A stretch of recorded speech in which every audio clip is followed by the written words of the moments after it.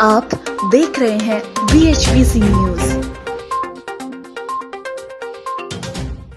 इस वक्त हम गाजीपुर बॉर्डर से हैं, जहां नए तीनों कृषि कानूनों को रद्द किए जाने की मांग को लेकर के किसान प्रदर्शन कर रहे हैं। किसानों के समर्थन में पूर्व सैनिक भी खड़े नजर आ रहे हैं। पूर्व सैनिकों का पूरा समर्थन मिलता दिखाई दे रहा है किसानों का। किसान और सरकार के बीच जारी गतिरोध को समाप्त करने के लिए हालांकि कई दौर की बेनतीजा वार्ताएं भी हो चुकी हैं, बावजूद इसके कोई नतीजा निकलता नहीं दिखाई दे रहा है, क्योंकि ये वार्ता ही बेनतीजा हुई है।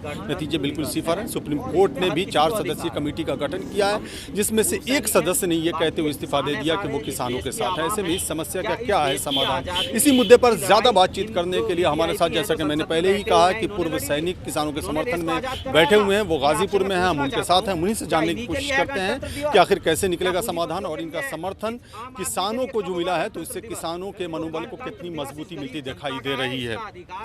जी, क्या कहेंगे? आप लोग पूर्व सैनिक हैं, किसानों के समर्थन में हैं आप लोग जी, क्या कहेंगे, कैसे निकलेगा समाधान? किसान के पास में हर समस्या का समाधान है। किसान देश की सुरक्षा करने वाली एक ही चीज़ पैदा नहीं करता कि फसल ही पैदा करता है। किसान बहुत सी चीज़ें पैदा करता है, जिसमें सुरक्षा जो हमारे को जो सबसे ज़रूरी है, उसके लिए सैनिक की ज़रूरत होती है। सैनिक पैदा करता है और किसान और जवान, इन दोनों में बाप और बेटे का रिश्ता है। और आज के समय में जो पूर्व सैनिक हैं, टोटल सैनिक, हमारी सभी फोर्सेस और हमारे जो किसान हैं, उनके ऊपर डायरेक्ट अटैक किया है सरकार ने। उनकी कमर तोड़ने की कोशिश की है और जो देश के अंदर पूंजीवाद को बढ़ावा देने का उन्होंने काम किया है, ऐसा जिससे कि आने वाले टाइम में अराजकता भी फैलेगी और इसके साथ में भ्रष्टाचार, कमीशनबाजी, दलाली और कई तरह की इसके अंदर घटनाएं उत्पन्न हो। चलिए ठीक है, लेकिन ये जो आप लोग यहाँ प्रोटेस्ट में शामिल हो रहे हैं किसानों के समर्थन के लिए, तो क्या ये आप लोगों की कोई ऑर्गेनाइजेशन है, कोई संगठन है पूर्व सैनिकों की जो इस समर्थन दे रही किसान आंदोलन को? जी बिल्कुल, हमारा संगठन है वेटरन्स एसोसिएशन, पूर्व सैनिक संगठन ऑल इंडिया। और इस संगठन के अंदर तीनों सेनाओं के पूर्व सैनिक होते हैं जो रिटायर होते हैं। और इस संगठन का मेन उद्देश्य है देश के अंदर भाईचारा, देश को भाईचारे के अंदर जोड़ना और देश के लोगों के अंदर राष्ट्रवाद के प्रति उनके अंदर भावना राष्ट्रवाद के प्रति होने चाहिए, समर्पित होने चाहिए कंप्लीट। और देश के लिए काम करने वाले आदमियों को हमारे संगठन में जोड़ा जाता है।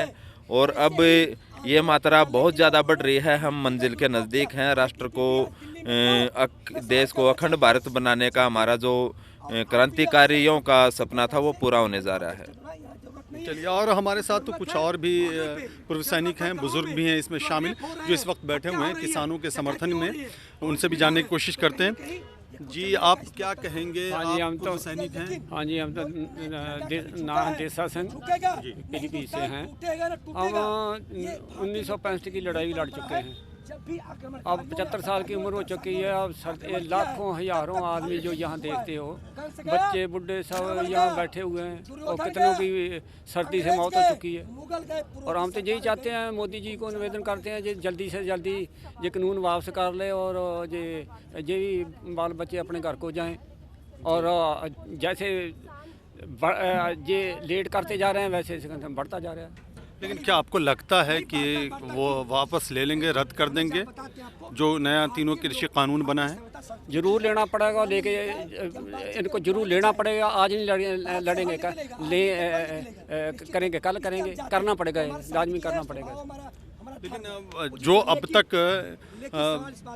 खबरें आ रही हैं निकल करके 11वें दौर की जो वार्ता हुई है उसमें ऐसी कुछ खबरें निकल करके सामने आ रही हैं कि शायद ये भी बहुत हद तक कामयाब नहीं रही। अब क्या स्ट्रेटजी होगी, क्या प्लानिंग होगी? वो तो चुगलेबाजी है इसकी, बार बार बुलाना, कभी एक ये कर रहे हैं, कभी वो कर रहे हैं। ये तो एक टाल मटोली बात है उनकी। चलिए, साफ कहना है कि किसानों की जो मांग है उसे माननी पड़ेगी केंद्र सरकार को, यानी वापस लेना पड़ेगा। और भी सैनिक हैं हमारे साथ, जो पूर्व सैनिक हैं, वो इस वक्त बैठे हुए हैं गाजीपुर बॉर्डर पे किसानों के समर्थन में। उनसे भी जानने की कोशिश करें। जी, क्या कहेंगे आप? बोलिए, किस चीज़ में?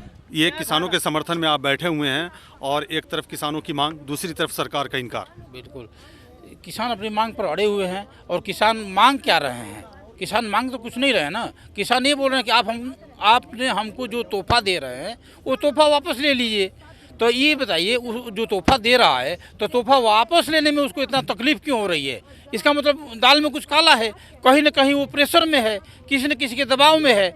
नहीं तो जब वो बोल रहे हैं कि फायदे के, सरकार यही तो बोल रही है ना कि ये किसानों के फायदे में है। आप क्या समझ रहे हैं? सरकार 8 महीना से ये समझा रही है कि ये किसानों के फायदे में है, लेकिन किसान जब नहीं समझ रहे हैं, किसानों को समझ में आ गया कि हमारे फायदे में नहीं है, ये देश को बेचना चाह रहा है। अभी तक जो भी इन्होंने किया है सारे झूठा निकला है, और दोबारा भी देश को जो है कि गुलाम बनाने के चक्कर में तो उस फायदे को नहीं लेना चाहते हैं। तो सरकार ज़बरदस्ती क्यों कर रही है? उसके पास क्या मजबूरी है कि वो ज़बरदस्ती कर रही है? आप लोगों को उससे सवाल पूछना चाहिए कि आपको क्या मजबूरी फंसी है कि आप ज़बरदस्ती कर रहे हैं कि तीनों बिल को ले लो।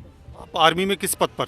सूबेदार मेजर रैंक से था मैं, और अभी समाज सेवा संगठन का राष्ट्रीय अध्यक्ष और वेटरन एसोसिएशन संस्थापक भी हूँ। चलिए, और भी किसान हमारे साथ हैं मौजूद, हम उनसे भी जानने की कोशिश करते हैं।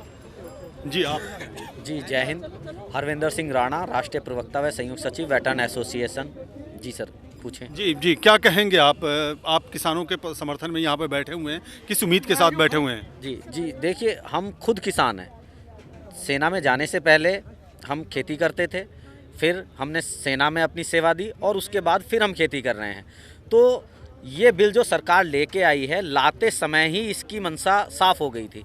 जिस रास्ते से इसको लाया गया है, अंधेरी गलियों से चुपचाप रात के अंधेरे में इसको लाया गया है, तो इसको जनता कैसे स्वीकार कर लेगी? और अब ये सिर्फ किसान आंदोलन नहीं रह गया है, अब ये महाजन आंदोलन बन चुका है। और सरकार इसको जितना जल्दी समझ लेगी, इसको वापस कर लेगी और न्यूनतम समर्थन मूल्य पे कानून बनाएगी, उतनी ही सरकार के लिए भलाई होगी। नहीं तो ये आंदोलन बढ़ता ही जाएगा। चलिए, ये आंदोलन बढ़ता ही जाएगा। आप क्या कहेंगे? आंदोलन बढ़ता ही जाएगा। जय हिंद। मैं मणिदेव चतुर्वेदी, रिटायर्ड बीएसएफ बनारस से। आज की वार्ता हो चुकी है, बढ़ता ही जाएगा।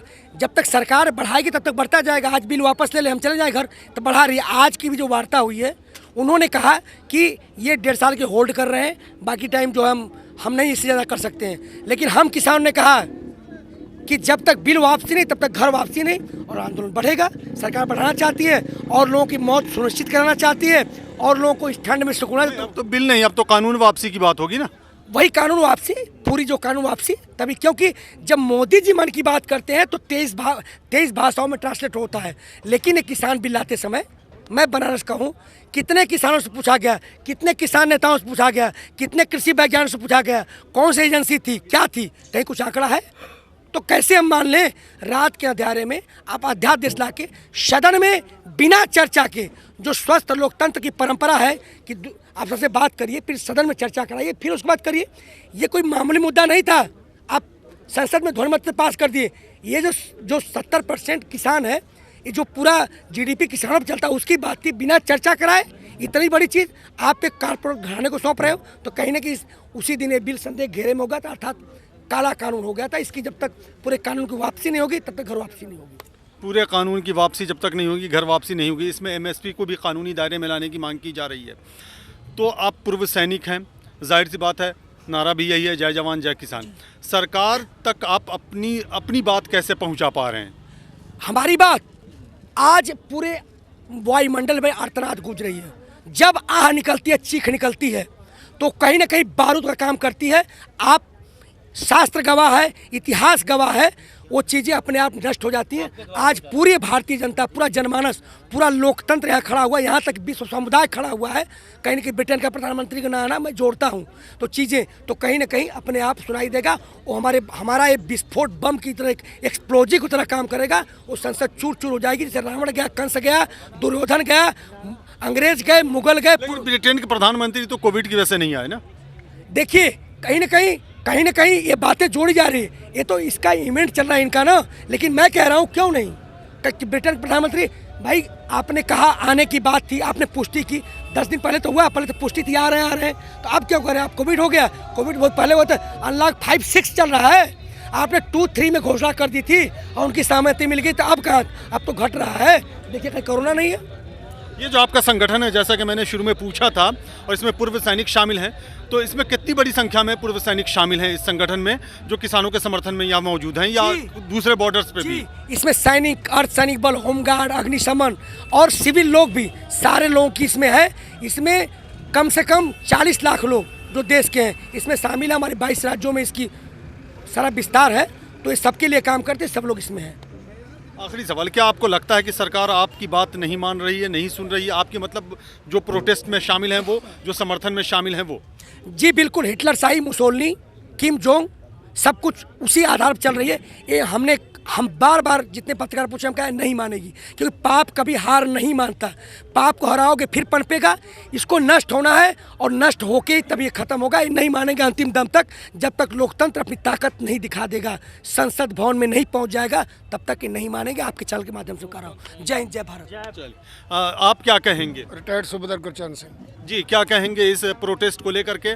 और एक तरफ से किसान का आंदोलन, दूसरी तरफ जैसा कि मैंने भी सवाल किया और हर किसी को पता है कि सरकार रद्द करने के लिए बिल्कुल तैयार नहीं है, संशोधन करने के लिए तैयार है। किसान इसे रद्द कराना चाहती है, एमएसपी की कानूनी गारंटी चाह रहा है किसान, तो फिर कैसे होगा समाधान? क्योंकि जो कानून तीनों इन्होंने बनाए हैं, ये कारपोरेटर की करानों की मदद से अडानी वानी के दबाव में आकर के 3 साल पहले इन्होंने इसकी जो प्री प्लान जो बना लिया था।